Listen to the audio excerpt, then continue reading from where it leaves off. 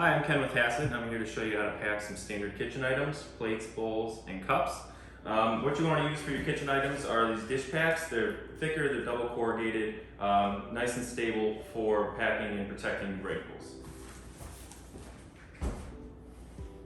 So the first thing you want to do is grab 4 or 5 sheets of paper, crumple them up, and you're going to stuff them in the bottom of that dish pack.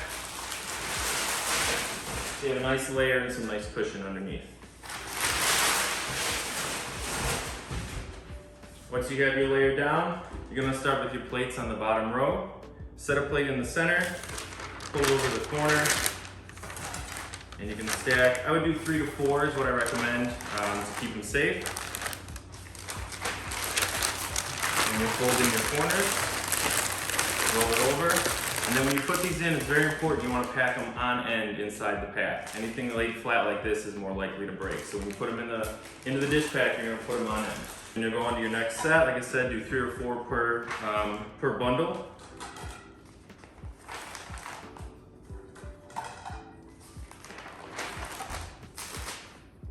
And then again, you'll pull that last sheet over, fold and tuck in your sides, roll it over, and then down and on into this dish pack. We're in the dish pack. So in the bottom of your dish packs, you can also pack some larger serving dishes or serving trays, or even large pots or regular items like that you're going to want to put down in the bottom of your dish pack.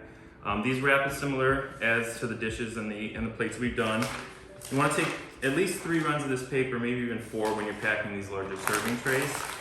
And you're going to use the same process of pinching in the corners and then rolling it up. And then when you place it in the dish pack, same thing, you're going to put it on end as opposed to straight and flat. It's much safer to pack everything on end. Similar packing for large vases or bowls such as this. Everything's going to start in the center of the paper pile you got. Pinching your corners. And same thing as the cups with this, you'd place it upside down inside the box. Some larger or more regular items like a vase like this, you're going to want to spread your paper out a little bit. So you're going to use 2 sheets on each row. So spread your paper out, place that in the center. Roll it up and pinch your sides in. And then with the larger items, you're going to want to go a second round of that paper once you've got it wrapped once. You're going to want to go again.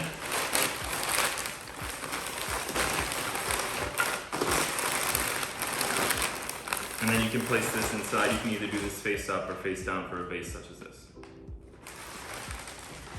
So whenever you're finished with that first round of plates on the bottom level, you're going to do another round of cushioning. So you're going to crumple up 4 to 5 more sheets of paper and stuff them down in there so you have a nice cushion for your second layer. Second layer is good to go with your bowls in the next level. And same as these, I wouldn't go as high as 4, I'd stick to 2 to 3 on the bowls. But you can do the same process. Flip the paper over to protect in between the bowls.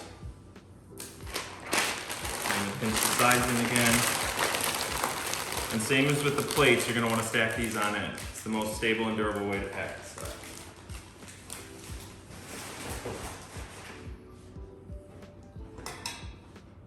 Do your next round.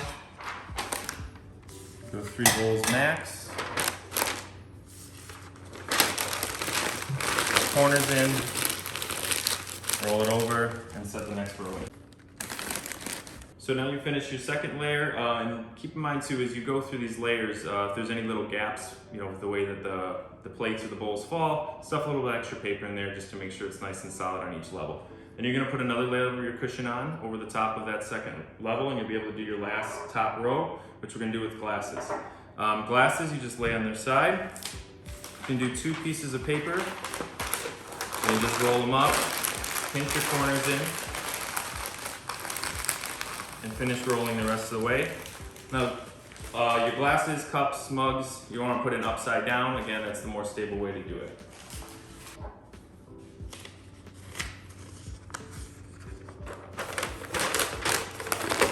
Keep that roll nice and tight.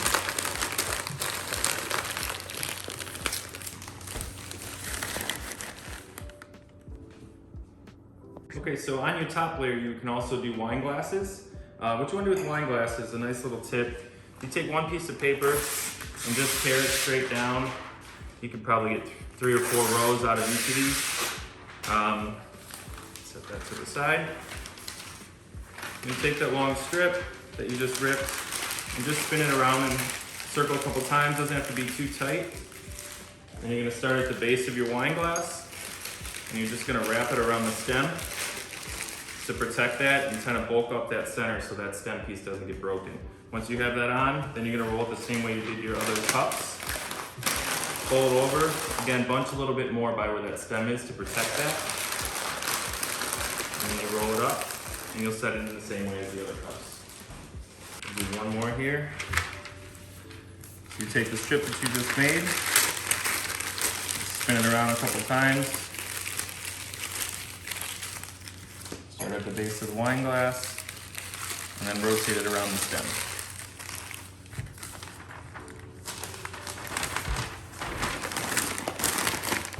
Bunch up in the stem area to keep it all even. And you're good. So once you finish your top layer, you're gonna stuff extra paper on the top, another layer of cushioning there.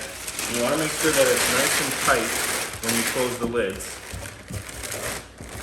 so that you can't press it down on the inside. You want it to be pretty firm as when you press that down, otherwise this push down. So here, there's a good level here, but if it's pushing way down, it's not gonna hold tight on top and you could crush that top layer.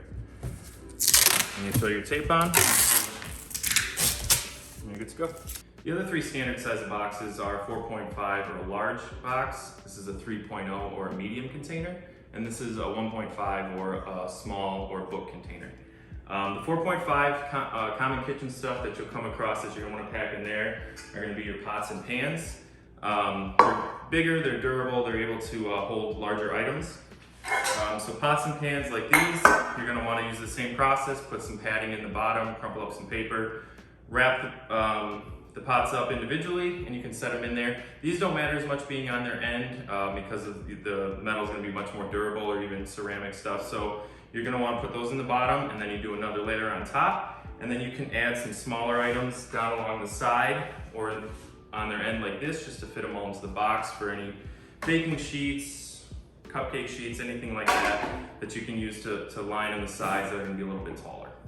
So in your 3.0 carton, you want to pack smaller kitchen appliances, like your toasters, blenders, the base and the top, and coffee pots, things like that. A little bit smaller kitchen appliances, but they're a little heavier, that you don't want to pile too much weight into a 4.5, so you go in a little bit smaller box to keep everything safe and that the box doesn't get too heavy.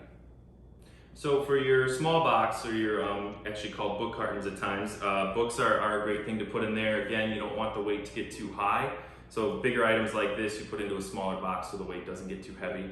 What you can also do with the book boxes, besides putting the books in them, is to pack wine bottles or liquor bottles can go inside these small containers. Again, it's a smaller box, keeps the weight down for some of the heavier items. And these you'll wrap similar to how you wrapped the glasses.